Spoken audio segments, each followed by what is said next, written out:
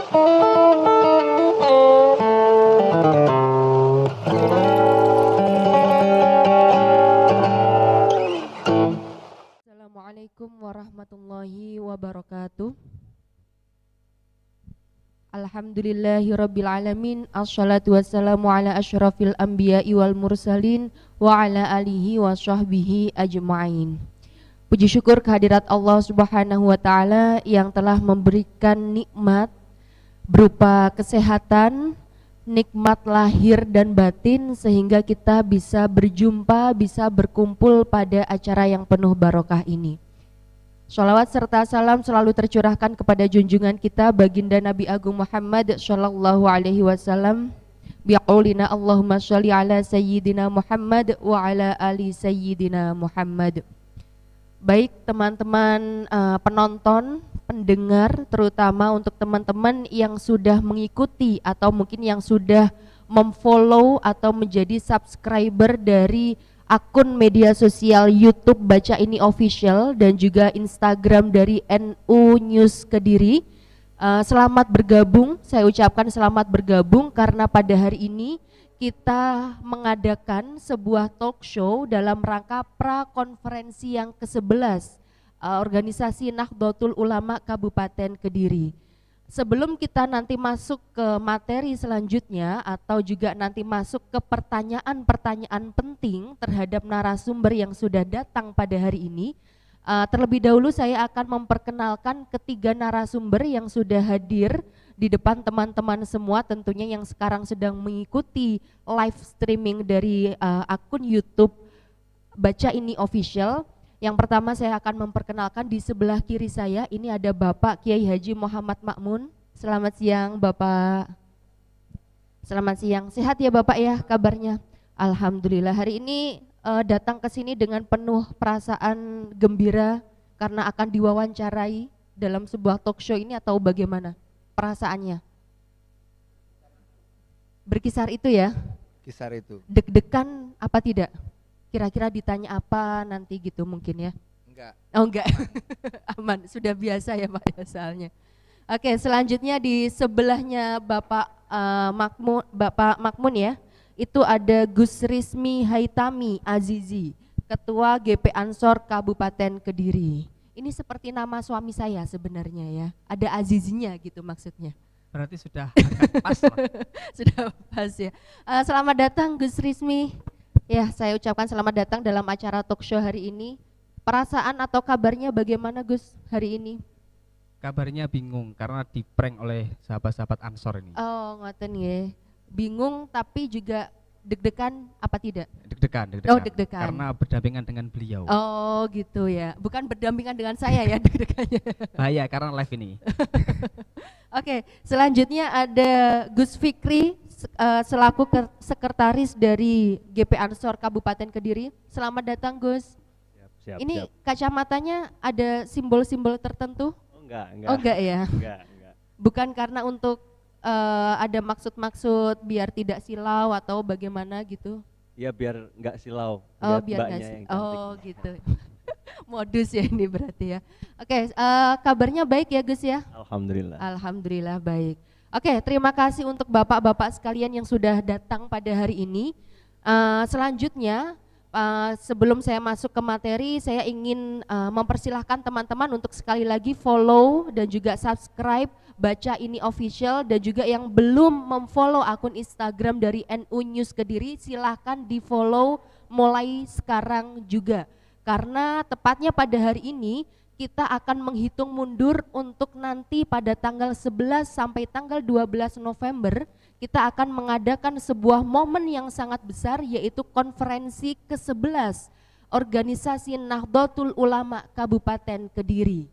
Untuk menyambut momen tersebut, maka dari itu kita menghadirkan narasumber-narasumber yang sangat penting hari ini untuk kita korek-korek informasinya, untuk kita gali sedalam-dalamnya terkait dengan bagaimana nanti pelaksanaan konferensi yang akan datang. Kemudian juga kita akan berbicara terkait bagaimana kondisi organisasi Nahdlatul Ulama saat ini, kemudian tantangan-tantangan yang akan dihadapi ke depan dan juga solusinya seperti apa gitu ya. Dan untuk sesi pertama nanti akan ada 3 sesi ke depan. Untuk sesi pertama kita akan membahas terlebih dahulu, kita akan merefleksikan dulu ya Bapak-bapak bahwa pada bulan Januari kemarin NU sendiri sudah masuk usia ke 96 tahun dan tentunya nanti di tahun 2026 NU ini akan masuk abad kedua. Nah, dengan kondisi yang ada saat ini, saya ingin bertanya kepada bapak-bapak sekalian terkait bagaimana sih organisasi atau kondisi dari Nahdlatul Ulama saat ini. Kita bisa flashback di periode yang sebelum-sebelumnya. Monggo bisa dimulai dari Gus Fikri dulu mungkin. Oh, Gus Makmun atau ya, bisa. Assalamualaikum warahmatullahi wabarakatuh. Waalaikumsalam warahmatullahi wabarakatuh. Sedikit diluruskan ya, artinya kita secara Masehi memang masih berumur 96 dan kemudian besok pada 31 Januari 97. Tetapi kita saat ini menggunakan kalender Hijriyah di mana pada 16 Rajab ini 1444 itu kita sudah 1 abad dari sisi kalender Hijriah dan itu bertepatan dengan 7 Februari insya Allah begitu. Kondisi NU saya pikir memang NU ini organisasi massa yang harus bisa menyesuaikan dengan zaman. Artinya dimulai dari era Mbah Hasyim Asy'ari di kalau hijriahnya 1344 atau secara Masehi itu 1926 itu terus berkembang, dimulai dari tata cara kepengurusannya, tata cara periodisasi kepengurusannya terus berkembang dan alhamdulillah sampai saat ini NU selalu masih diberikan kemurahan oleh Allah Subhanahu wa taala dengan selalu diberi pimpinan yang paling tepat sesuai dengan masanya.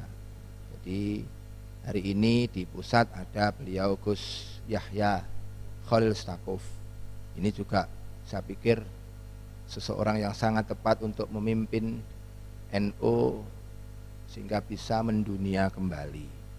Di dalam negeri sendiri alhamdulillah NU terus bisa menjadi stabilisator keamanan di NKRI ini dan alhamdulillah di Kediri kita juga terus berjalan. Mungkin kalau dalam periode kemarin kita sangat terpukul dengan adanya wabah virus corona ini, apalagi kita kehilangan 2 pengurus harian kita di masa virus corona itu. Moga-moga keduanya ini mendapatkan husnul khotimah. Kiranya itu dulu Mbak. Akhirnya menarik sih dari pernyataan dari Bapak Makmun tadi bahwa kita baru saja menghadapi sebuah pandemi COVID-19 gitu. Dari pandemi COVID-19 kita mengalami banyak perubahan dari berbagai aspek kehidupan manusia. Kira-kira menurut Bapak Makmun sendiri kemarin flashback dari kondisi yang kita hadapi sebelumnya terkait dengan pandemi COVID itu, apa sih problematika terbesar yang dihadapi oleh organisasi NU sendiri ketika Bapak Makmun itu masih menjabat atau sampai sekarang menjabat sebagai ketua Tanfidiyah itu? Selama virus corona jelas kita tidak bisa bertatap muka. Mungkin kegiatan tetap terus tapi via Zoom. Namun bagaimanapun Zoom pasti tidak akan sama dengan kalau kita bertatap muka. Apalagi NU ini jam'iyah gitu. Jadi memang ada beberapa kegiatan yang harus kita cancel atau kita perkecil. Ini seperti itu. Secara ekonomi kami juga pasti warga kami para Nahdliyin se-Kabupaten Kediri ini sangat terpengaruh dengan adanya virus corona kemarin. Jadi ada beberapa hambatan di dalam kegiatan. Tapi alhamdulillah ada beberapa kemajuan juga di dalam perkembangan NU dengan adanya beberapa pembangunan fisik yang masih bisa dilakukan di saat corona. Jadi terus kita lakukan pembenahan di kantor kita ini, kemudian mungkin di beberapa kecamatan atau istilah NU-nya MWC itu selama pandemi ini ada beberapa MBC yang malah kemudian membangun merestruktur lagi, restrukturisasi bangunan kantornya. Itu yang bisa kita lakukan, Mbak. Oke, baik. Terkait dengan pernyataan dari Bapak Makmun itu lebih menyorot terkait dengan pembangunan infrastruktur yang mungkin sudah berjalan ya Bapak ya sampai sejauh ini dan mungkin akan berkembang untuk periode-periode yang akan datang. Selanjutnya, ketika kita berbicara terkait dengan pembangunan infrastruktur maupun kondisi pandemi COVID yang sudah kita lalui sampai sejauh ini, kita akan masuk kepada sebuah organisasi yang mana akan menyorot atau akan fokus kepada gerakan pemudanya, yaitu yang akan disampaikan oleh Gus Rizmi selaku Ketua GP Ansor Kabupaten Kediri. Bagaimana ini Gus panjenengan untuk menggambarkan atau merefleksikan kondisi dari organisasi Nahdlatul Ulama dalam masa-masa yang sebelumnya? Baik, terima kasih sebelumnya.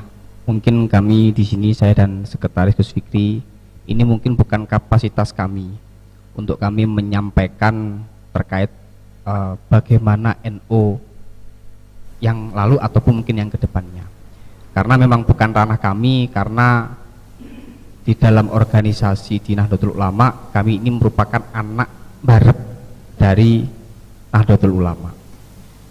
Tapi yang paling penting adalah bagaimana hari ini kami dari Gerakan Pemuda Ansor terus berkomitmen untuk selalu derek dawuh dari para kiai. Karena kita tahu bahwasannya berdirinya Nahdlatul Ulama ini dengan maksud dan tujuan yang sangat baik, yaitu bagaimana menyelamatkan ahli sunnah wal jamaah an-nadiyah. Seperti itu. Oke. Terkait dengan itu ada kendala atau ada problematika yang juga dialami dalam terutama dalam pandemi COVID juga nih Gus, bahwa mungkin berbagai aspek khususnya di kalangan pemuda sendiri terkait dengan pandemi yang sudah kita jalani sebelumnya itu seperti apa gitu? Mungkin kami bisa bercerita terkait kegiatan di Gerakan Pemuda Ansornya. Jadi memang dalam masa pandemi 2 tahun kemarin ini memang sangat luar biasa, karena kita tahu organisasi Ansor ini merupakan organisasi pengkaderan, sehingga efek dari pandemi itu sendiri, pengkaderan-pengkaderan yang dilaksanakan oleh sahabat-sahabat baik itu di tingkat cabang maupun di tingkat kecamatan ini kurang maksimal. Tapi ini merupakan bentuk tantangan buat kami, karena metode pergerakan, metode perjuangan dari tahun ke tahun kan pasti berubah. Nah, ini bagaimana kami dari pengurus cabang ini mampu membuat terobosan-terobosan baru dengan berbagai kendala yang ada, baik itu di Kabupaten Kediri bahkan di Indonesia. Mungkin itu.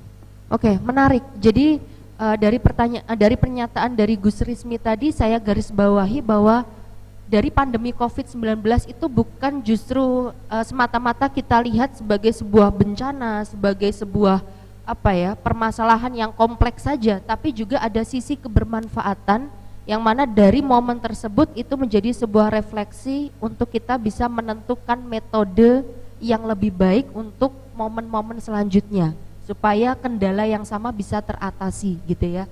Kemudian untuk selanjutnya dari Gus Fikri sendiri, terkait dengan pertanyaan yang sama, tanggapan panjenengan terkait hal itu seperti apa? Yang mana? Yang permasalahan yang dihadapi oleh organisasi NU secara global dikaitkan dengan pandemi COVID dan juga permasalahan-permasalahan yang ada di periode sebelumnya. Bagaimana tanggapan panjenengan terkait dengan kondisi NU saat ini? Terima kasih. Tentu kalau masalah pandemi COVID-19 yang sudah 2 tahun ini ya, 2 tahun ini kita menghadapinya. Tentu awalnya kita cukup kaget ya dengan perubahan pola yang ada, terutama kita di gerakan kepemudaan, yang mana seperti yang kita tahu sendiri bahwa gerakan kepemudaan ini lebih ke mana-mana bareng yang melibatkan banyak orang, melibatkan massa, terus kita dipaksa untuk langsung berhenti total dan menggunakan media sosial untuk bersua. Ini tentu suatu hal yang mengagetkan di awalnya. Cuman dengan berjalannya waktu, alhamdulillah kita semua tidak terus berhenti dalam berkegiatan, terutama dengan terobosan-terobosan yang bagus, terobosan-terobosan yang menarik yang diberikan oleh ketua kami, yang akhirnya semua kegiatan yang dulunya melibatkan banyak massa tetap bisa dilangsungkan seperti di jalur ansor, pengkaderan dan lain sebagainya. Tentu ini sebuah pelajaran yang baik bagi kami di Nahdlatul Ulama agar lebih melek teknologi yang jelas. Satu, yang kedua bahwa ini satu cobaan yang pandemi ini masih bukan apa-apa dibanding cobaan-cobaan yang dihadapi oleh sesepuh-sesepuh kita dulu. Artinya bukan satu alasan untuk kita mendowngrade himmah kita dalam berkhidmah di Nahdlatul Ulama. Kalau untuk permasalahan di Nahdlatul Ulama tentang kepengurusan yang lama-lama, tentu bukan kapasitas kami untuk mengoreksi ataupun mengomentari itu, Pak. Saya kira cukup segitu. Oke, terima kasih. Dari beberapa jawaban yang sudah disampaikan tadi, kira-kira apakah pernyataan-pernyataan yang sudah dikemukakan tersebut juga tertuang dalam sidang komisi yang sudah diadakan bulan Oktober kemarin? Gus Makmun, mungkin ya. Banyak sekali materi yang kita siapkan di masing-masing komisi, dan kemudian masih banyak juga ditambahi oleh peserta sidang, Pak. Jadi ini semuanya sudah tercatat dengan semua kendala-kendalanya, tinggal nanti bagaimana solusi ke depan ini tereksekusi atau tidak. Jadi semuanya sudah tercantum dalam sidang ataupun evaluasi dalam kepengurusan ini ya? Secara garis besar walaupun tidak persis seperti yang disampaikan tadi, seperti itu. Oke. Terkait dengan sidang kemarin, Gus Rismi dan juga Gus Fikri, apakah ada tanggapan atau mungkin juga evaluasi terhadap periode yang saat ini sedang berjalan dan sebentar lagi akan berganti kepengurusan? Evaluasi saya hari ini tidak ada kopinya, jadi kayak kaku gitu. Mungkin ini operator kopi bisa disediakan. Tapi yang paling penting adalah kami kemarin juga menjadi peserta sidang. Kebetulan ada beberapa sahabat-sahabat Ansor yang menjadi peserta sidang dari berbagai komisi. Sebenarnya ini bukan harapan, Ki. Mungkin kami nantinya di Gerakan Pemuda Ansor ini 10 tahun yang akan datang, ini akan mengisi pos-pos di Nahdlatul Ulama. Karena memang liniernya kami harus seperti itu, bahwasanya pemuda Ansor nantinya harus menjadi pengurus Nahdlatul Ulama di struktural ataupun di kultural. Yang paling penting adalah dari berbagai macam program-program kami dari Gerakan Pemuda Ansor ini, bagaimana Nahdlatul Ulama khususnya di Kabupaten Kediri, mungkin kami dari Gerakan Pemuda Ansor ini mampu menjadi rujukan, bukan hanya rujukan secara agama, tapi juga bahkan mungkin rujukan secara politik dan juga ekonomi. Jadi bagaimana Nahdlatul Ulama ini semakin bisa memberikan manfaatnya, minimal saran-saran yang dikemukakan atau didawukan oleh para masyaikh kita, minimal dari warga Nahdien ini mengikuti, minimal seperti itu. Dan ini harapan kami, bahwasannya kami sering menyampaikan khususnya di Gerakan Pemuda Ansor, kita ini besar, kita ini jam'iyah, tapi jangan sampai jam'iyah ini berceceran sehingga kami tidak sebesar seperti jumlah kuantitas kita, tapi kualitas kita ini belum menunjukkan hasilnya maksimal. Mungkin itu. Oke, atau mungkin terkait dengan harapan. Jadi selain evaluasi, harapan dari khususnya di kalangan pemuda sendiri, apakah ada harapan-harapan tertentu mungkin belum bisa tercapai di periode ini dan mungkin ada harapan untuk periode selanjutnya, Gus? Kalau harapan kami sebenarnya ya kembali lagi bahwasanya kami kalaupun mau mengkritisi kinerja NU yang tahun-tahun kemarin, ini bukan kapasitas kami, tapi yang paling penting adalah bagaimana saya menciptakan diri kami sendiri, Gerakan Pemuda Ansor ini mampu mengawal daunnya para kiai dan mampu melestarikan sesuatu yang diajarkan oleh para kiai. Oke, baik. Jadi itu apakah hal yang sama dari Gus Fikri juga? Sama ya tanggapannya? Baik. Itu adalah sebuah evaluasi sekaligus harapan ya Gus Ma'mun terkait dengan bagaimana organisasi NU saat ini ataupun organisasi NU dalam periode-periode yang sebelumnya. Tentunya ini akan menjadi sebuah refleksi ya Gus untuk periode selanjutnya. Kira-kira nanti juga Gus Ma'mun ini nanti apakah juga akan terpilih dalam periode yang selanjutnya ya kan, atau mungkin juga berganti dengan kepengurusan yang baru. Tentunya ini akan menjadi modal, akan menjadi pondasi ataupun juga menjadi dasar untuk pertimbangan, untuk masukan, untuk referensi bagi kepengurusan yang akan datang, begitu ya. Kemudian untuk selanjutnya kita akan masuk ke persiapan dari konferensi ke-11 Nahdlatul Ulama Kabupaten Kediri, tepatnya nanti ada di Pondok Pesantren Sirojul Ulum Semanding Pare ya. Terkait dengan hal itu mungkin dari Gus Ma'mun sendiri apakah sudah siap persiapannya atau bagaimana Gus? Terima kasih. Makanya saya juga minta izin sambil pegang HP Mbak, karena ini terus persiapannya berjalan, termasuk ini tadi baru ada kabar bahwa beliau Ketua PWNU Romo Kiai Marzuki insya Allah bisa hadir di pembukaan. Ini baru saja dapat kabar, alhamdulillah. Jadi saya mohon maaf kalau saya masih harus terus pegang HP karena masih terus berkoordinasi.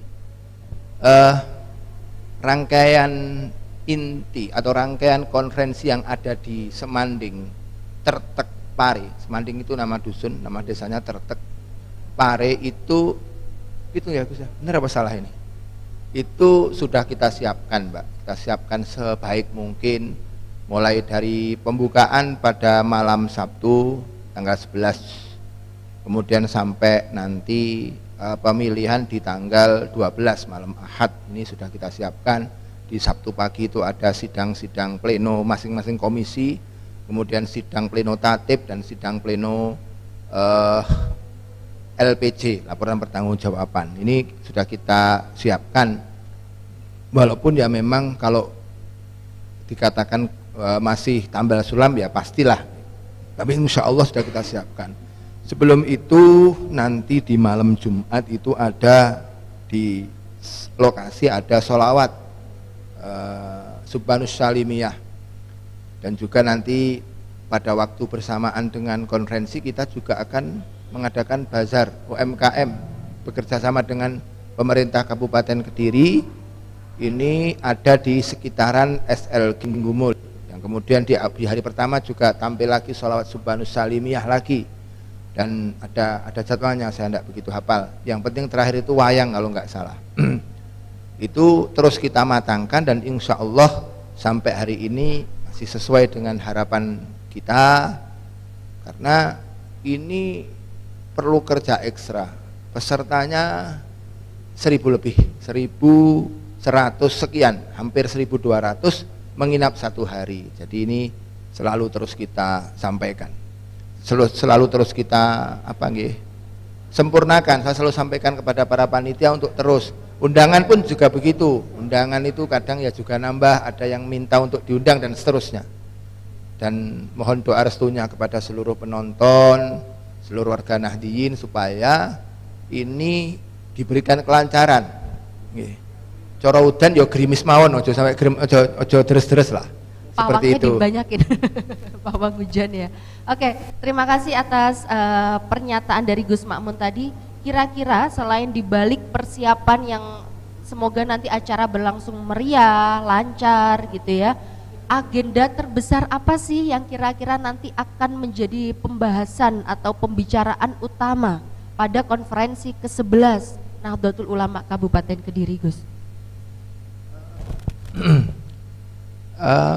rangkaian acaranya sudah jelas. Jadi sebenarnya ada sidang komisi A, sidang komisi B, sidang komisi C, mulai dari keorganisasian, program, tausiah dan rekomendasi C, kemudian komisi D bahsul masail.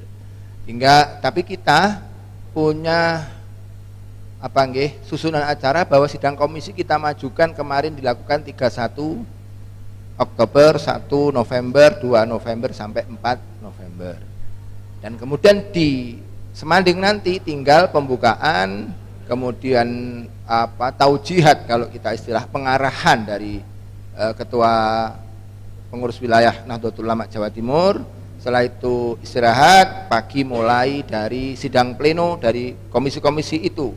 Dimulai dari sidang tatib, kemudian sidang pleno komisi-komisi, setelah itu sidang pleno LPC, dan setelah itu baru agenda pemilihan di malam hari. Saya pikir semua itu acara yang sangat penting semuanya bagi NU, karena ini sifatnya evaluasi dan kemudian mencari kepengurusan untuk ke depan. Oke, terima kasih. Untuk selanjutnya Gus Rizmi dan Gus Fikri, sebenarnya pertanyaannya sama, akan tetapi mungkin sudut pandangnya bisa berbeda. Karena Gus Makmun sekarang sedang menjabat sebagai Ketua Tanfidiyah, sedangkan Gus Rizmi dan Gus Fikri adalah berada dalam kepengurusan GP Ansor, yang tentunya ini pasti akan memiliki pemikiran-pemikiran ataupun ide-ide yang sekiranya nanti waktu konferensi akan mungkin bisa dicetuskan atau mungkin diusulkan dalam konferensi tersebut. Gus, kira-kira seperti apa agenda yang ingin menjadi topik pembahasan utama?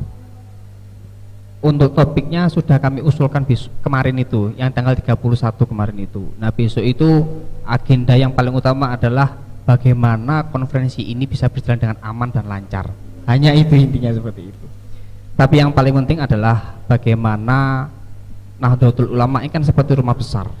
Di dalam Nahdlatul Ulama ini kan banyak anak, seperti kami dari Gerakan Pemuda Ansor, Fatayat, Ibnu IPPNU, Pegernusa, PMI dan lain-lain.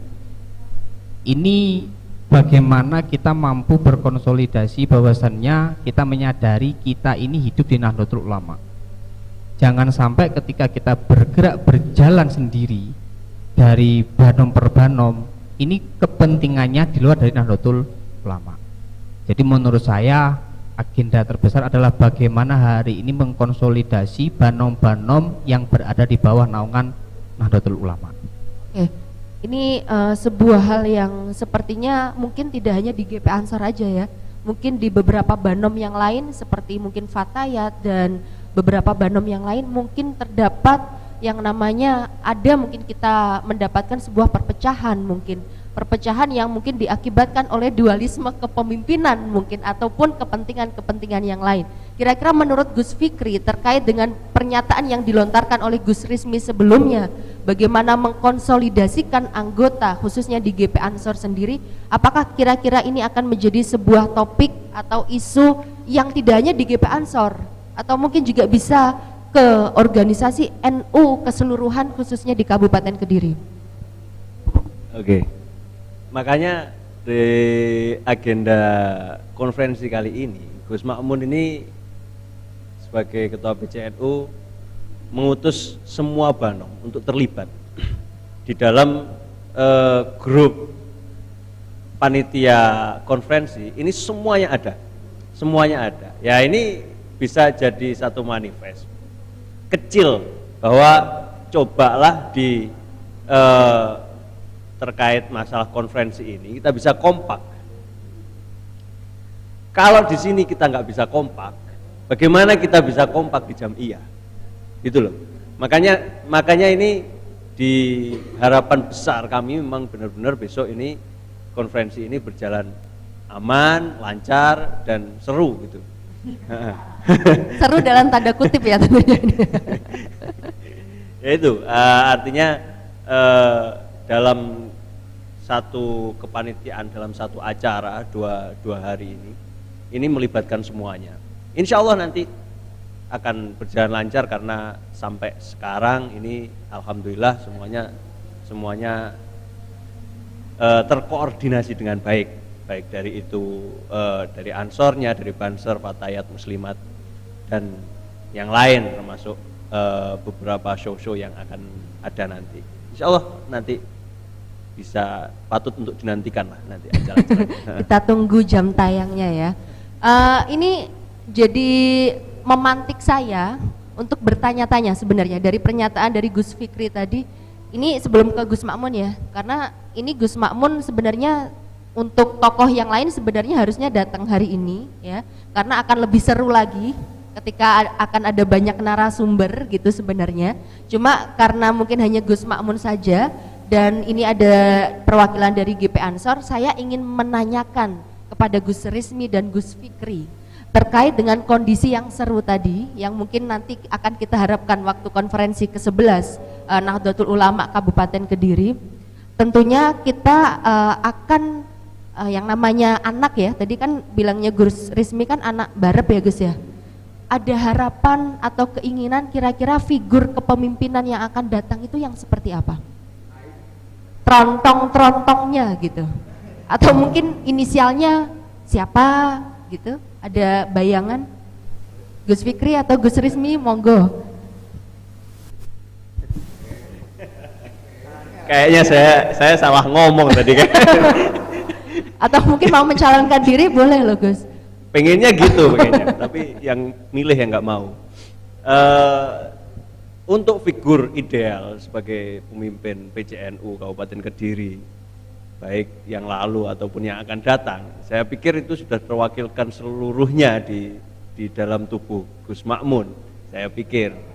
Wah, kode keras ini berarti ini bukan ya? menjilat ya, karena boleh ditanya ke semua teman-teman, semua kader-kader yang ada di bawah saya ketika mereka tanya bagaimana figur pemimpin yang akan kita pilih nanti ketika konferensi.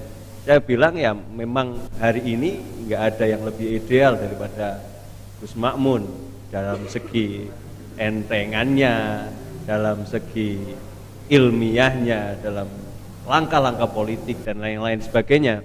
Ini saya kira sudah paling ideal. Nyatanya yang lain nggak berani datang hari ini kan gitu. Dari situ aja mau datang talk show aja nggak berani, apalagi mau mimpin organisasi kan gitu. Ini saya kayaknya terlalu aneh. Bisa ditambahkan Gus Rismi, pertanyaannya juga sama terkait dengan harapan atau mungkin keinginan terhadap figur-figur kepemimpinan yang nanti akan memimpin NU di periode selanjutnya. Jadi kan kemarin saya cerita flashback sedikit ya. Kemarin kan saya diundang sama Gus Barok untuk talk show pada siang hari ini. Saya tanya, yang diundang siapa? Yang diundang adalah calon-calon kandidat ketua PCNU. Nah, di sini saya dan Gus Fikri berada di depan. Nah, takutnya nanti dikira kita calon kandidat nanti. Takutnya seperti itu. Tapi yang paling penting saya dengan sepakat dengan Gus Fikri tadi bahwasanya memang yang kurangnya satu dari yang kurang disebutkan Gus Fikri, loman. Jadi Gus Makmun itu setiap ketemu orang pasti dikasih sangu.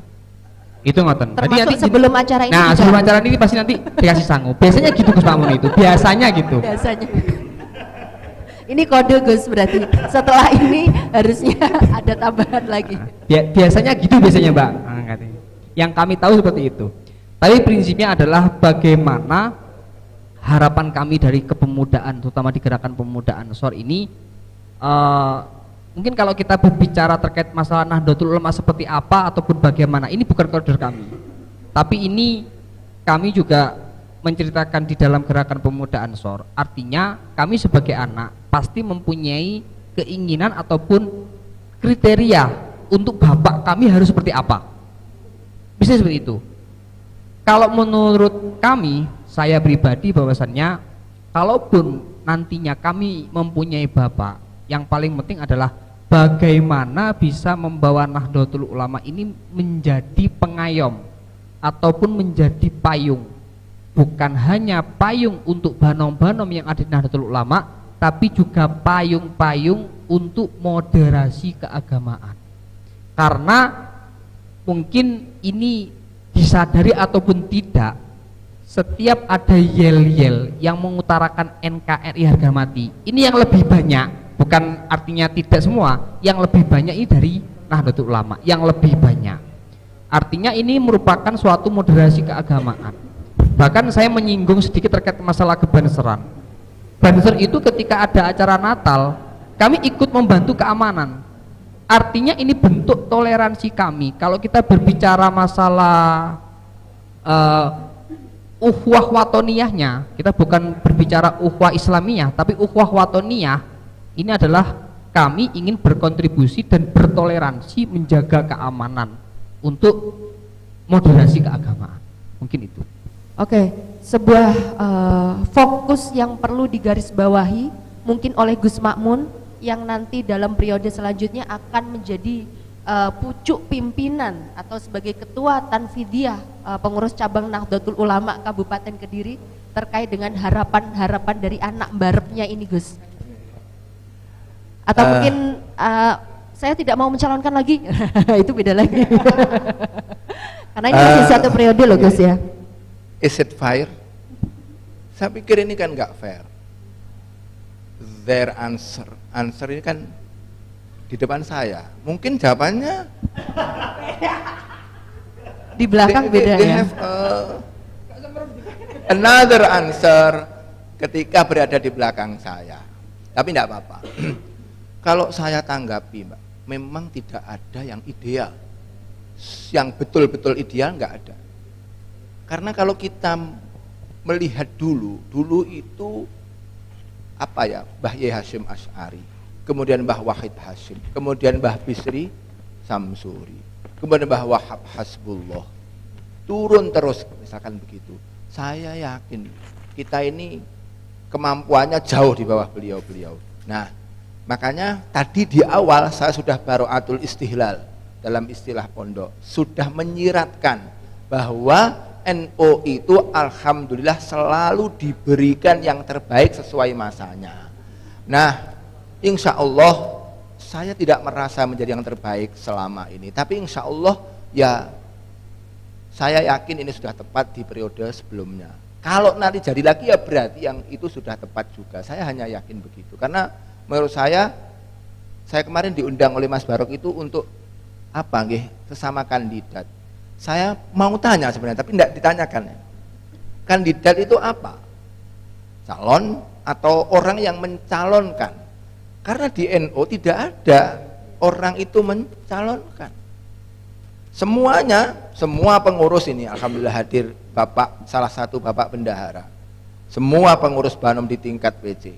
Semua pengurus di tingkat di bawah yang ada pemilihannya di tingkat MBC berhak untuk menjadi calon. Dan itu tidak ada istilah kita niku menjadi calon karena dalam tanda kutip menjadi kandidat kemudian karena mencalonkan, karena istilah mencalonkan itu daftar kemudian mungkin juga nyangoni gitu.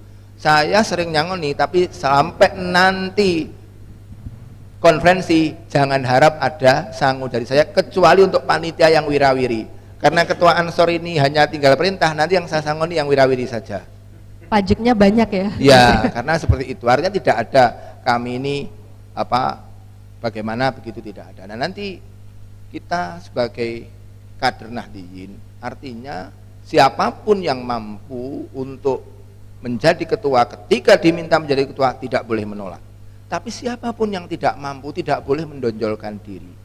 Dan memang kita sudah sepakat, saya sudah sering diskusi dengan ketua-ketua baik MBC maupun ranting, saya bilang ketika ada pemilihan maka orang yang sebelumnya menjadi ketua ketika masih satu kali harus ikut mencalonkan diri, tidak boleh tidak mencalonkan diri, karena dia kita anggap sudah mampu. Tadi yang mampu tidak boleh melayu gitu, yang tidak mampu tidak boleh nonyol-nonyol, istilahnya wong Kediri kan begitu, Pak. Jadi kalau saya dikatakan, saya ditanya mana yang ideal, waduh, saya pikir ini sangat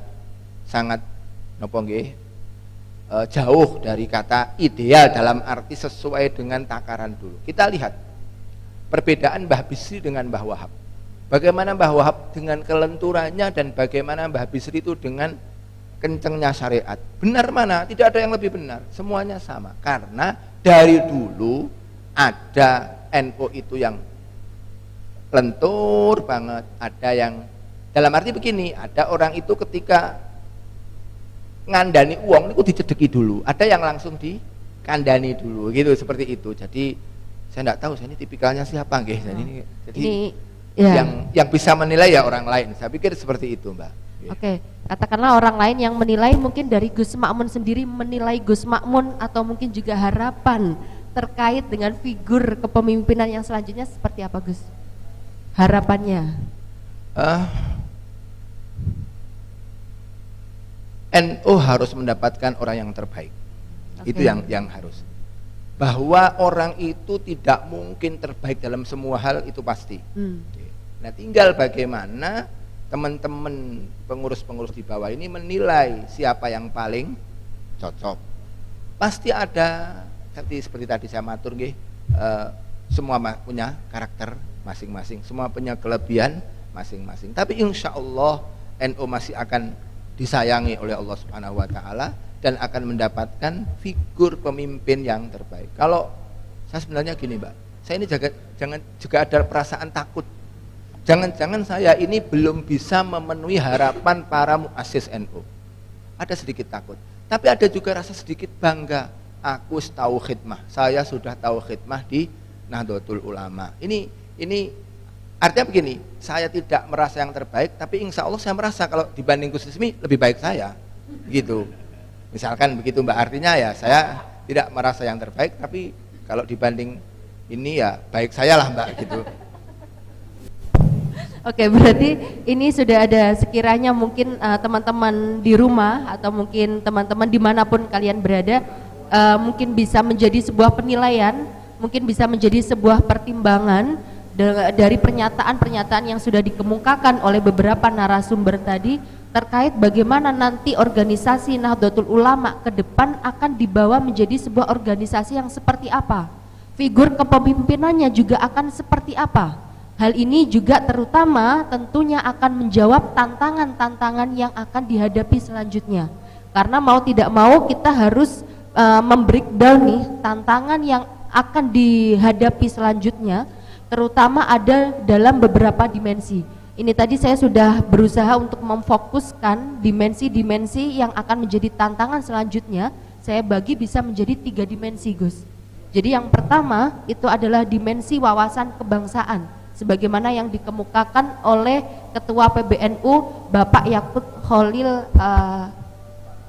Bapak Yahya Khalil Sakuf ya. Itu ada wawasan kebangsaan. Kemudian yang kedua adalah dimensi ekonomi. Dan yang selanjutnya ini adalah pernyataan dari Bapak Kiai Haji Said Akil Siroj yang juga tidak kalah penting adalah dimensi politik. Nah, 3 tantangan ini yang menurut saya akan bisa di breakdown dalam konteks di Kabupaten Kediri. Nah, itu selanjutnya mungkin bisa kita mulai dari Gus Fikri atau mungkin dari Gus Rizmi. Bagaimana nanti dalam kepengurusan yang selanjutnya atau kepemimpinan yang selanjutnya terkait dengan bagaimana dimensi yang menjadi tantangan dari organisasi saat ini, karena kita mau tidak mau harus menghadapi tahun 2024 ada kontestasi politik, tahun-tahun politik. Kemudian ada juga dimensi ekonomi, bagaimana pembangunan bandara yang sebentar lagi akan direalisasikan, bagaimana membangun kondisi ekonomi masyarakat. Kemudian wawasan kebangsaan, bagaimana wawasan kebangsaan ini berbicara terkait dengan disrupsi informasi, misalnya melek teknologi media sosial yang semakin berkembang, informasi-informasi palsu yang bisa memicu kasus-kasus intoleransi dalam beragama misalnya. Nah, 3 dimensi ini tentunya akan menjadi tantangan untuk ditemukan atau dirumuskan programnya nanti akan seperti apa. Mungkin Gus Makmun bisa menjawab ya. Dimensi kebangsaan kita akan selalu linear dengan PBNU. Jadi kita memang harus bisa menjadi stabilisator. Tadi di awal stabilisator NKRI ini. Dan ini penting. Bagaimana NU itu membuat kenyamanan kepada semua masyarakat. PCNU Kabupaten Kediri membuat nyaman semua masyarakat Kabupaten Kediri dengan segala kemampuan dan segala tantangannya. Artinya kan kadang tidak ada bentuk idealnya. Kita punya pilihan yang bukan baik tapi setengah baik dengan setengah jelek ya, kita harus pilih yang setengah baik. Seperti di kemarin di corona, kita selalu terus untuk membantu setiap orang yang terkena corona, tidak ditanya dulu NU enggak ada seperti itu. Kita terus bantu, kita ada tim jamu dari Ansor, ada banyak lah, itu kita terus berjalan. Untuk urusan politik, saya pikir kita ini sebagai ormas itu harus betul-betul bisa mengayomi politik ini, supaya politik di Kabupaten Kediri itu ketika ada provokatornya, kita ini menjadi yang bagian ngadem-ngadem gitu. Jadi kulkasnya lah, jangan tadi pagi pemadamnya gagal soalnya.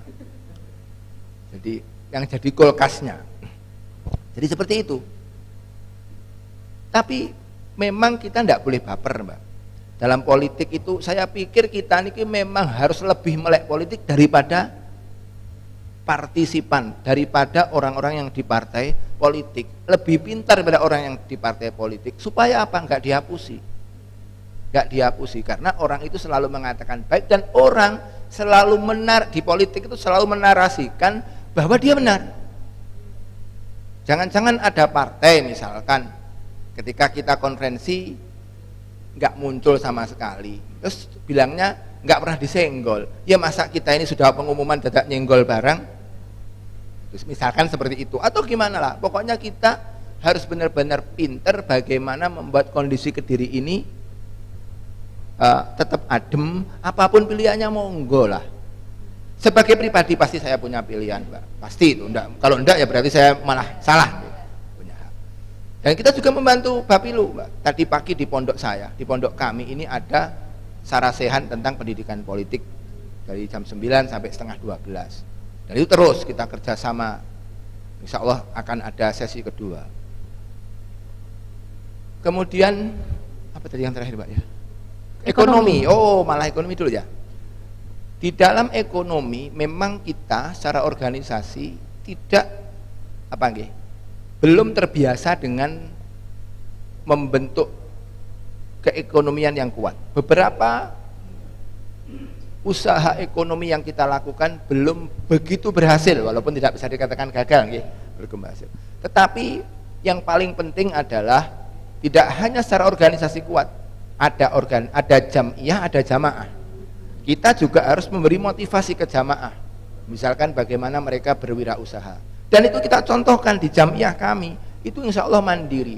Mandiri itu bukan berarti tidak menerima bantuan, tapi tidak pernah tergantung kepada siapapun. Kami bekerja sama dengan siapapun, kami juga welcome ketika ada orang yang ingin membantu kami, tapi kami terus berjalan untuk bisa menguatkan ekonomi kami dan menjadikan kita itu mandiri. Begitu, Mbak? Oke. Berarti secara garis besar dari pernyataan dari Gus Makmun ini menunjukkan bahwa NU ini dalam tanda kutip kita perlu yang namanya sebuah kemandirian, ya Gus ya. Seperti halnya ini saya juga mencatat ada sebuah slogan yang juga ini menjadi sebuah slogan utama terutama dalam menyongsong momen G20 secara global di Indonesia, yaitu membangun kemandirian untuk perdamaian dunia.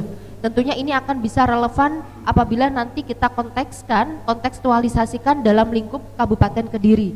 Kita bisa mandiri dalam hal wawasan keagamaan, wawasan kebangsaan, kita bisa mandiri dalam hal ekonomi, dan kita juga bisa mandiri dalam hal politik, yang mana kita memiliki prinsip-prinsip yang kita pegang teguh dalam setiap aspek kehidupan manusia.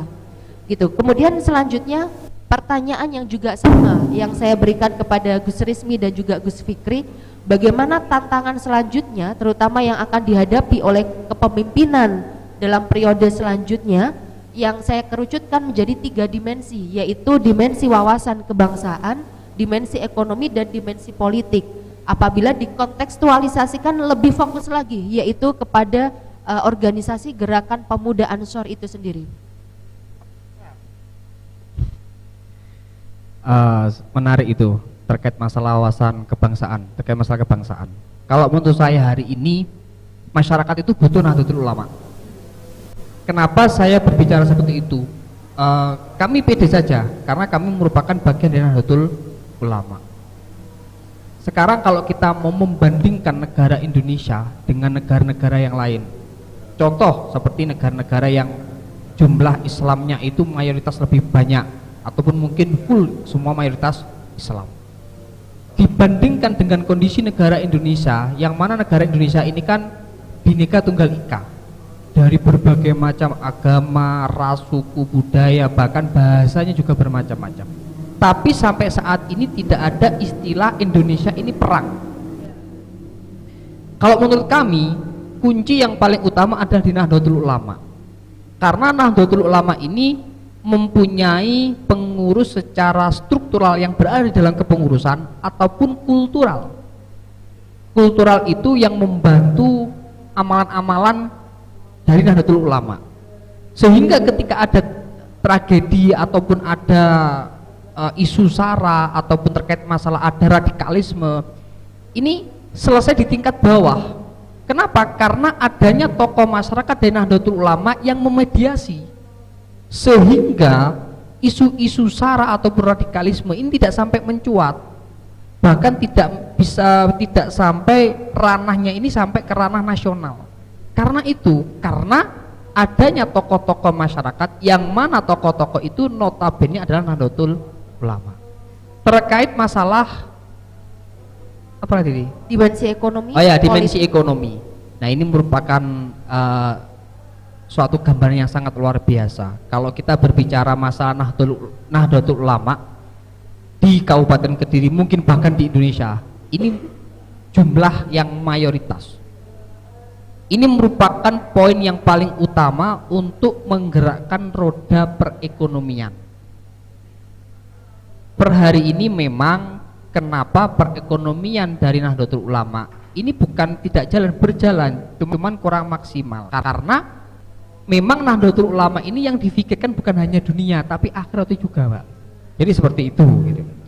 Sekarang nyuwun sewu, organisasi masyarakat yang memikirkan manusia belum lahir sampai tinggal itu Nahdlatul Ulama loh, Pak. Kira-kira seperti itu.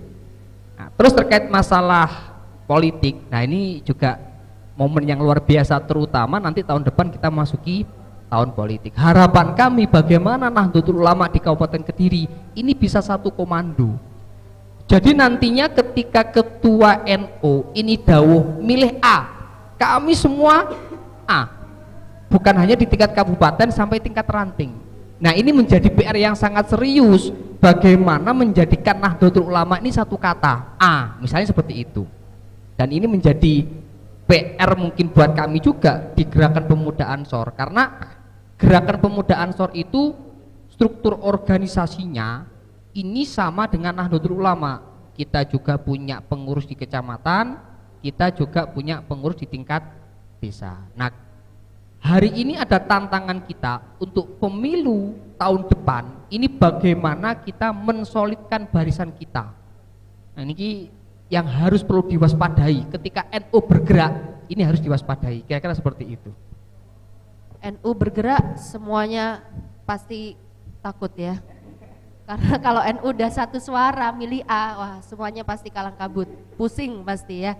Kemudian Gus Fikri, pertanyaannya juga sama terkait dengan ketiga dimensi ini, tanggapan panjenengan untuk nanti dalam kepengurusan selanjutnya itu harapan atau mungkin realisasinya akan seperti apa, karena akan ada banyak tantangan yang kita hadapi di masa yang akan datang. Terima kasih. Untuk masalah yang pertama ya, singkat saja, tentang masalah wawasan kebangsaan. Ya alhamdulillah saat ini kita sudah dipelopori oleh pemimpin kita di PBNU, Gus Yahya Khalil Stakuf, yang beliau sangat moderat. Bahkan ada jargon-jargon menghidupkan lagi perjuangan Gus Dur di era sekarang ini. Tentu kita berharap himmah atau hiroh yang ada di atas, yang ada di PBNU ini tertular sampai semangatnya itu menurun sampai ke PCNU, sampai ke MWC, bahkan sampai ke ranting di desa-desa. Karena dewasa ini semakin jauh, semakin tua negeri ini, semakin banyak yang ingin merongrong ideologi kita, yaitu ideologi Pancasila. Dan saya pikir dalam negara yang mayoriti penduduknya adalah Islam, ini di Indonesia tidak ada benteng yang lebih kuat untuk membentengi Pancasila selain Nahdlatul Ulama. Saya kira ini yang harus dipahami betul oleh generasi-generasi muda kita, baik di Muslimah, baik di Fatayat ataupun di Ansor, di IPNU, PMII, IPPNU, dan yang lain. Ini yang harus diketahui dan harus dipersiapkan, karena lawan kita benar-benar nyata. Sekarang organisasi-organisasi, kelompok-kelompok yang sudah yang berani melawan Pancasila ini sudah mulai berani menunjukkan sosoknya dan sudah mulai berani bersuara. Nah, ini bagaimana kita menanggapi itu? Ini saya pikir tantangan yang harus bisa dijawab, harus bisa dihadapi oleh generasi-generasi kita yang akan datang. Yang kedua, masalah perekonomian. Masalah perekonomian tentu secara khusus di Kabupaten Kediri yang saat ini dipimpin oleh bupati yang muda, bupati yang milenial, yang mana lompatan-lompatan pembangunannya untuk memajukan Kabupaten Kediri ini kita rasakan jauh lebih baik daripada generasi yang sebelumnya. Ini saya pikir kita di organisasi NU juga harus mengikuti itu.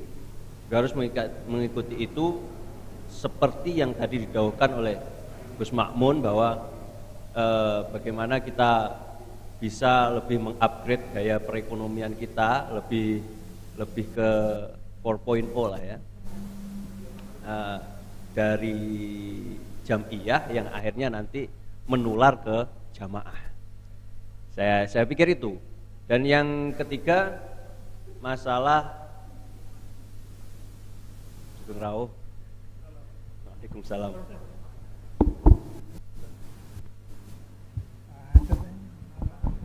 Ya, selamat bergabung teman-teman. Ini sudah ada Bapak Dr. Zayat Abdul Rahman selaku Ketua Panitia Konferensi ke-11 PCNU Kabupaten Kediri.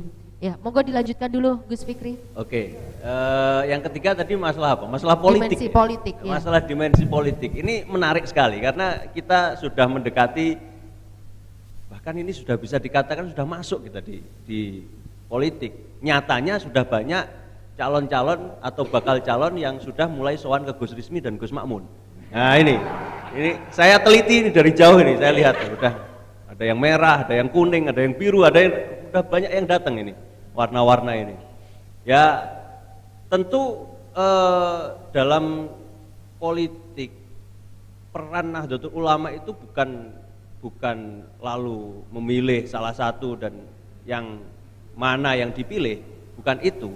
Lebih ke bagaimana seperti yang didahulukan Gus Makmun tadi, kita ini menjadi kulkas, ya, dimana jika melihat potret dari pemilu-pemilu sebelumnya ini yang sangat apa istilahnya, sangat hangat situasinya, sangat panas, apalagi nanti serentak, ya, pilihan presiden, apalagi nanti ada isu-isu politik identitas.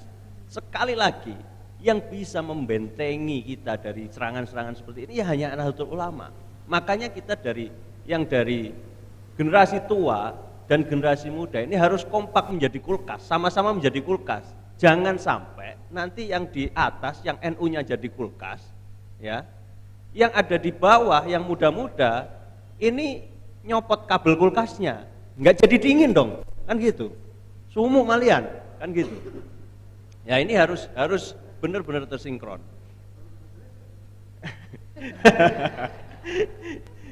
Harus benar-benar sinkron ini. Apalagi nanti menurut penelitian, menurut hasil survei, nanti pemilih muda ini bisa mencapai mendekati 60% dari seluruh pemilih yang ada di Indonesia. ini otomatis pola politik akan berubah, Pak. Akan berubah. Makanya sekarang ini partai-partai ini berlomba-lomba untuk mencari pemuda-pemuda untuk bisa mereka endorse. Nggak tahu yang endorse siapa, kita yang endorse atau mereka yang endorse kita, kan gitu. Itu makanya saya pikir harapan kami untuk kader-kader Nahdlatul Ulama terutama yang muda-muda ini untuk lebih berhati-hatilah dalam menunjukkan langkah politiknya, karena bagaimanapun jika kalian sudah memakai alma mater Nahdlatul Ulama baik itu di Banom manapun, tanggung jawab kalian sebagai kulkas ini tadi sangat besar. Ini yang perlu ditekankan kepada generasi muda kita. Saya kira itu. Oke, terima kasih untuk pernyataan dari Gus Fikri. Ini kita ucapkan selamat datang, selamat bergabung kepada Bapak Dr. Zayat Abdul Rahman. Apa kabar Bapak? Kabar baik. Kabar baik. Ini tadi macet ya Pak ya di jalan? Mic-nya. Ya, kabarnya baik. Tadi masih banyak pekerjaan sehingga harus saya selesaikan. Siapa yang ngebil saya tadi? Pak Barok. Ya nggak tahu itu. Pokoknya orang itu kayaknya. Ya, akhirnya saya upayakan untuk bisa hadir di sini. Pak, ini harus datang karena harus ada ketua konferensi katanya begitu. Ya sudah, saya manut saja kira-kira begitu. Oke, karena sudah bergabung bersama kami, bersama kita Ketua Konferensi ke-11 PCNU Kabupaten Kediri, maka saya ingin bertanya terlebih dahulu Bapak terkait dengan persiapan konferensi nanti akan seperti apa? Baik, terima kasih. Kita menggunakan mekanisme standar, artinya konferensi yang akan kita laksanakan pada tanggal 11 sampai 12 bulan November 2022 ini pada posisi-posisi sesuai dengan jadwal yang sudah kita rencanakan. Tanggal 11 itu pembukaan, insya Allah akan kita mulai pada hari Jumat malam Sabtu jam 19.30 malam, dan nanti insya Allah akan dihadiri oleh pengurus wilayah NU Jawa Timur. Sampai rangkaian acara selesai, maka kita akan tutup acara dan seluruh peserta istirahat. Baru kemudian tanggal 12 ini saya kira acara inti, jadi akan dimulai sidang pleno tata tertib pada pukul 8 sampai dengan pukul 10 pagi. Kemudian 10.30 sampai 12.30 dilanjutkan dengan sidang pleno komisi.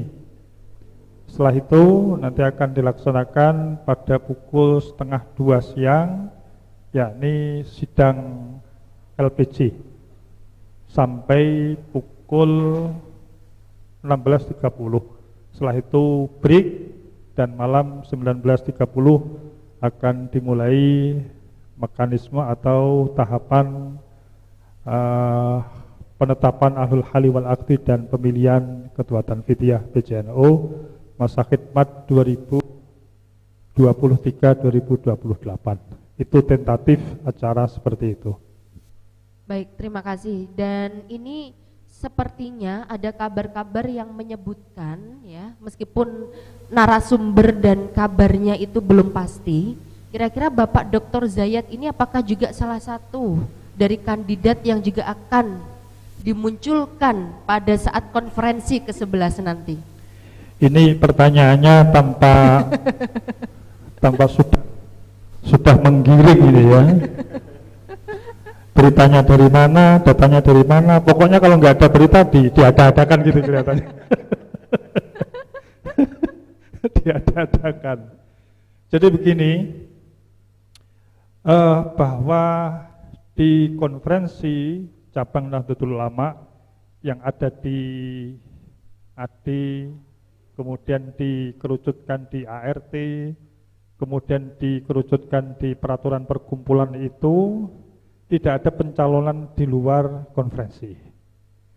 Artinya pencalonan itu dilakukan pada saat tahapan sidang penetapan ahwat dan pemilihan ketua Tanfidiyah.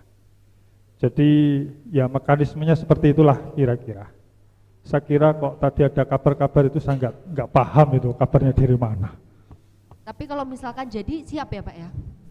Jadi begini, yang saya lihat di NU itu begini. NU itu membedakan banget sebagai organisasi masyarakat, ormas, dengan partai politik. Perbedaannya begini, partai politik itu setiap ada pencalonan, jauh-jauh hari diberikan alokasi waktu, mulai pendaftaran, terus kemudian ada verifikasi macam-macam. Setelah itu diberikan lagi waktu untuk kampanye, menyampaikan visi dan misi. Setelah itu baru ada tahapan-tahapan yang begitu panjang sampai dengan hari H pemilihan.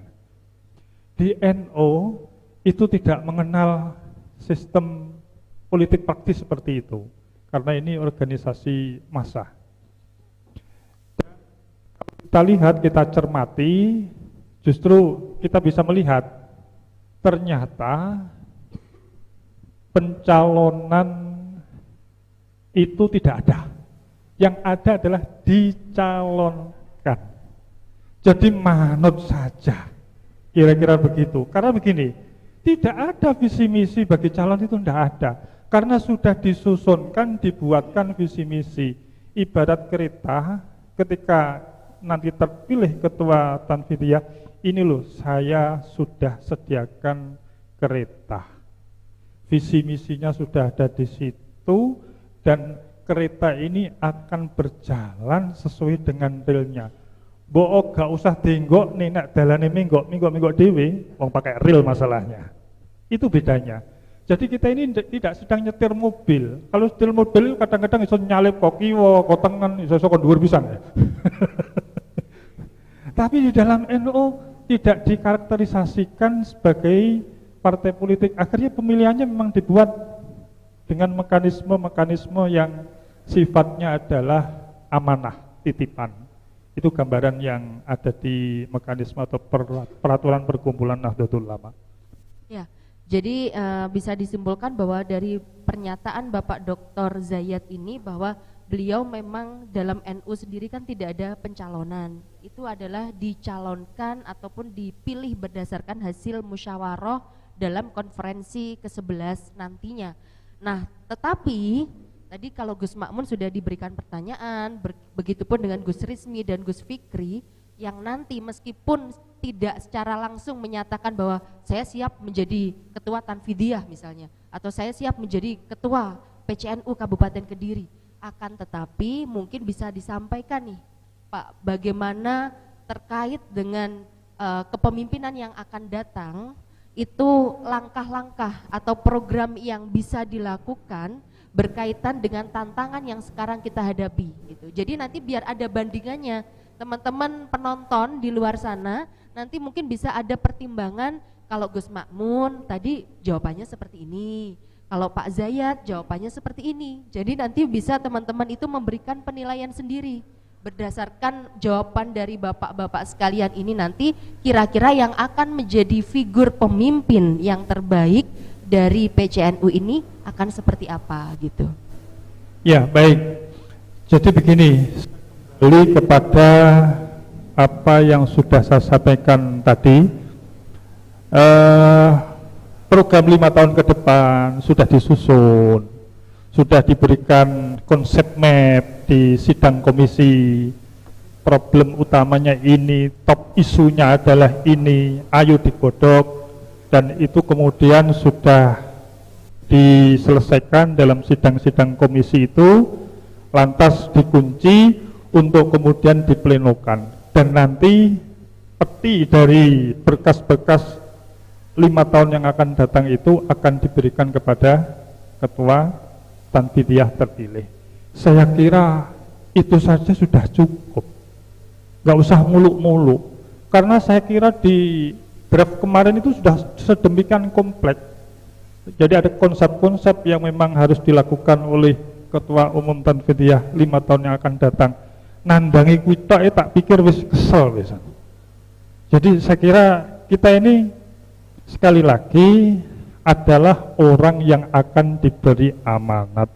Jadi kalau amanat sudah diberi ya tinggal kira-kira ngegas gitu saja, kira-kira semuanya sudah disediakan, instrumennya sudah ada, kira-kira begitu.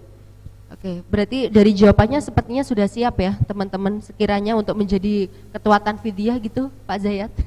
Ya, saya pertegas lagi. ini semacam kita apa namanya aku memantik ngomong gitu. loh kita ya. Jadi sekali lagi begini, posisi saya hari ini kan ketua konferensi. Ya. Saya tidak akan melebihi kewenangan saya sesuai dengan ketua konferensi. Kalau kemudian di sana ada mekanisme pemilihan yang sudah sedemikian sudah sedemikian diatur sesuai dengan ketentuan organisasi, saya kira itu saja sudah cukup bagi bekal siapapun ketika nanti dicalonkan oleh para peserta konferensi. Saya kira itu aja, ya. Oke, terima kasih. Mungkin Gus Makmun ada tanggapan terkait dengan pernyataan dari Pak Zayat yang mungkin juga bisa menjadi acuan untuk nanti waktu konferensi akan mempersiapkan diri yang seperti apa sekiranya bisa memberikan yang terbaik untuk masyarakat. Saya tak closing statement ini ya berarti ya. Karena sudah takut dikasih pertanyaan lagi ya. Saya pikir jawaban Pak Zayat itu, Dr. Zayat ini sama dengan kita. Cuma cara jawabnya Kecamatan Pondok dengan Kaprodi S3 sebuah IAIN saya pikir ya tidak sama lah. Tapi secara inti saya pikir sama. Hanya tadi saya menyitir karena kami ini dari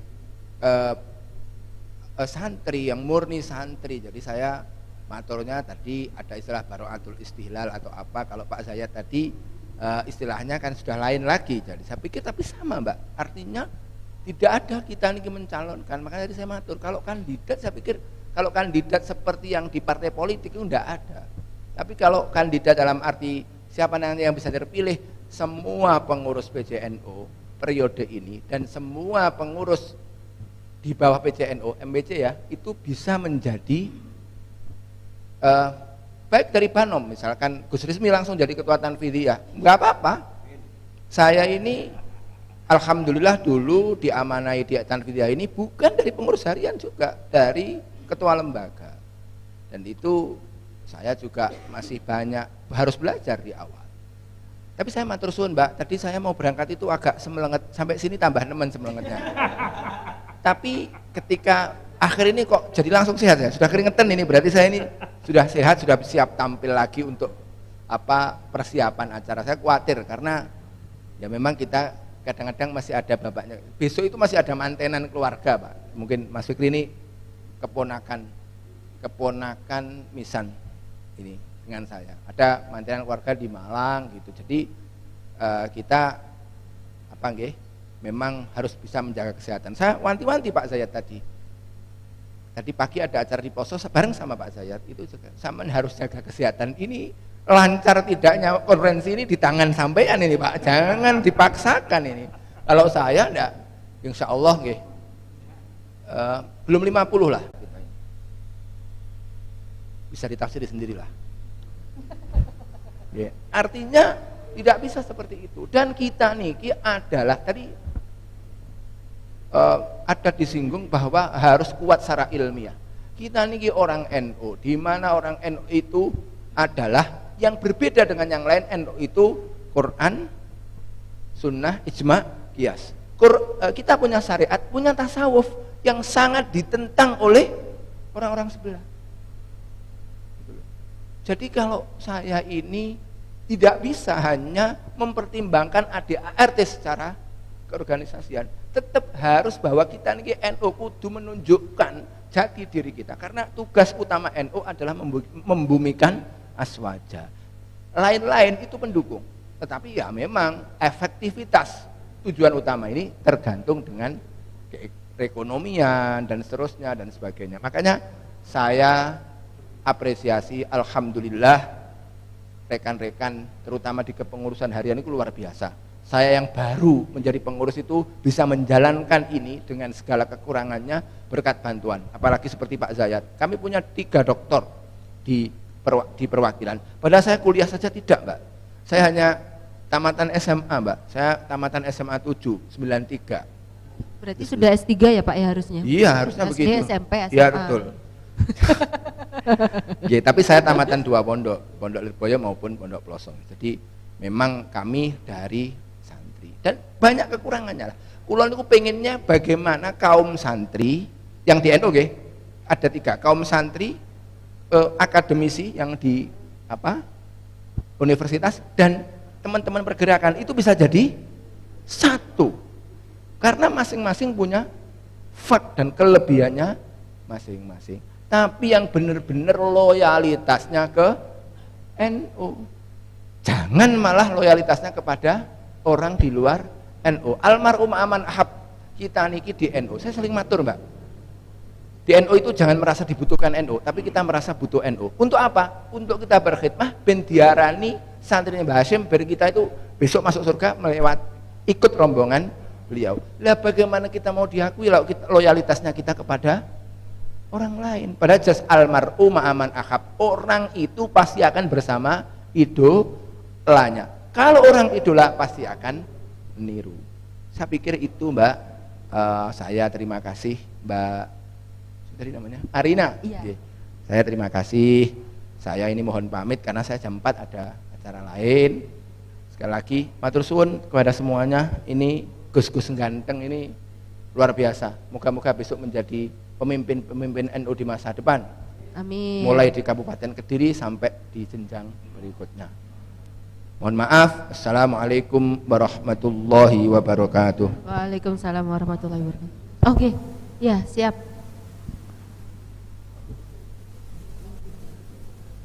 Tinggal closing statement. Jadi ketika Gus Makmun sudah, nah ini sekarang giliran Gus Rizmi, kemudian Gus Fikri dan juga Pak Zayat bisa memberikan closing statement, terutama Gus Rizmi dan Gus Fikri terkait bagaimana solusi dari tantangan yang sudah dikemukakan sebelumnya, solusinya seperti apa, dan mungkin juga bisa memberikan gambaran. Tadi sudah ada pernyataan dari Pak Zayat, kemudian dari Gus Makmun, bisa menanggapi terkait dengan pernyataan itu dan memberikan solusi dari tantangan yang sebelumnya. Monggo Gus Rizmi dulu. Saya dulu ya, biar bisa turun lebih dahulu. Oke. Kalau menurut kami dari berbagai pemaparan dari para masyayikh, baik itu Gus Makmun, Pak Zayat, yang paling inti adalah bagaimana solusinya adalah kami bukan menginginkan harapan kami bagaimana Nahdlatul Ulama ini bisa satu, bagaimana Nahdlatul Ulama ini bisa utuh, bagaimana kami dari Gerakan Pemuda Ansor ini merasa bahwasannya kami bisa mengayomi semuanya, karena yang paling utama di kami adalah kita menciptakan toleransi, karena negara ini bukan hanya dibangun dari kita sendiri, tapi juga ada beberapa elemen yang membangun negara ini, sehingga toleransi yang selalu menjadi prioritas kami ini selalu bisa dijalankan, dan yang paling penting integrasi antar banom ini bisa terjalin. Mungkin itu dari saya. Oke, jadi pada intinya adalah konsolidasi ya, konsolidasi dan persatuan, kesatuan yang ada dalam internal organisasi itu sendiri yang harus ditekankan. Kemudian Gus Fikri sendiri terkait dengan solusi atau mungkin ingin menanggapi dari pernyataan Pak Zayat dan Gus Makmun, monggo. Enggak berani nanggapi. Enggak berani. Saya enggak berani nanggapi. Ya closing statement saja lah ya. Seperti yang saya katakan tadi bahwa tolong saya berharap sekali kepada teman-teman terutama di banom-banom ya, bahwa momen konferensi ke-11 ini tolong jadikan manifestasi kita untuk belajar kompak. Belajar kompak ya nopo ikut derek dawe kiai, ya nopo ikut derek dawe masyaikh kita.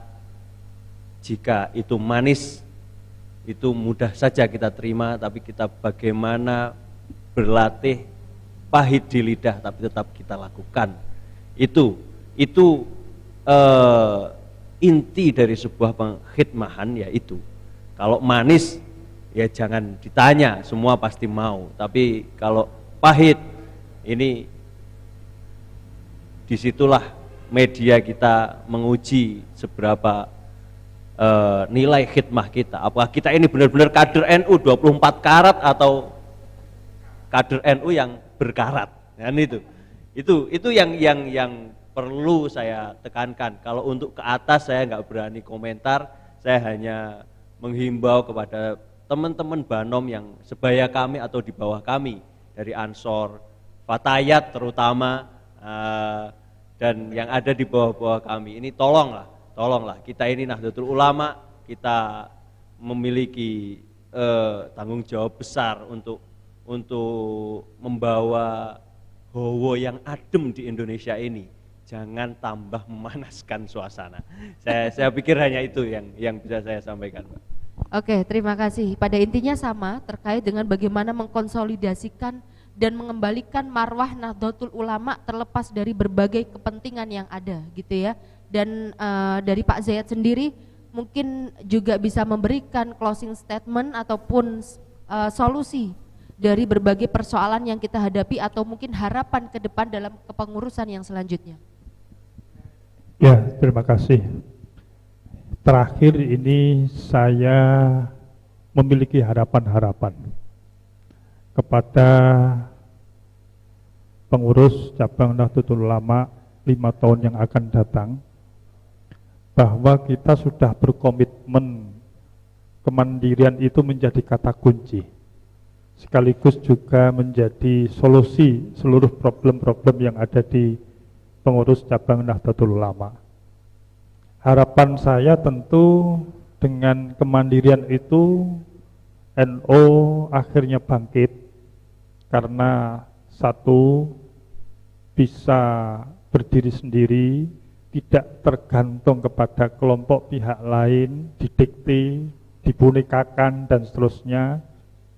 Kemudian yang ketiga adalah tidak menyepi atau mengasingkan diri. Jadi mandiri itu tidak kemudian menyendiri, mengasingkan diri, tetapi tetap harus bermitra, bekerja sama, ngerangkul kawan, mencari teman yang sebanyak-banyaknya dalam rangka untuk mewujudkan cita-cita Nahdlatul Ulama. Saya kira demikian. Terima kasih. Oke, terima kasih.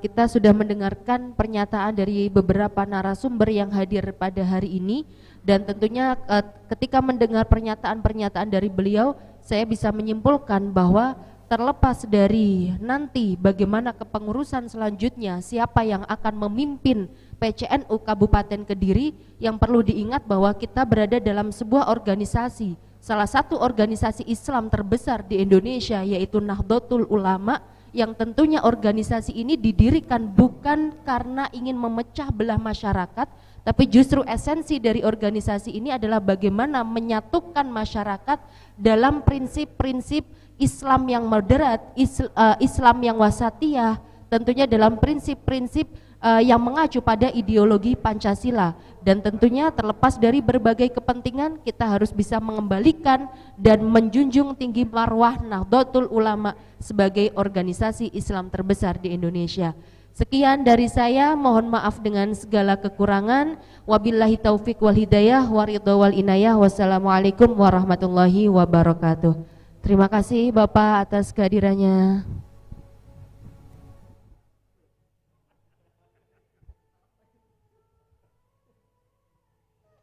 Oh